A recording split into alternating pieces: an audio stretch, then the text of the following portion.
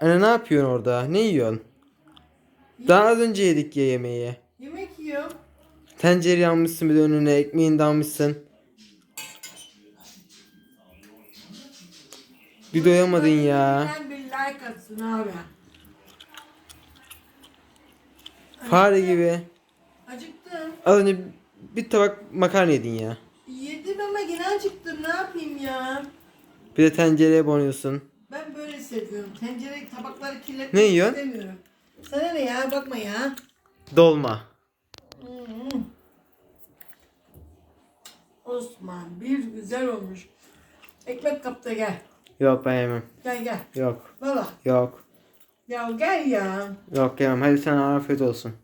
Az sonra da dersiniz ki ben yediniz sabah yedirmediniz. Yok yok hadi biz yemiyoruz. Hadi. Osman bu Hadi çok sen güzel ye. ya. Ben ye hadi. Hı hı. Hı hı. Harika.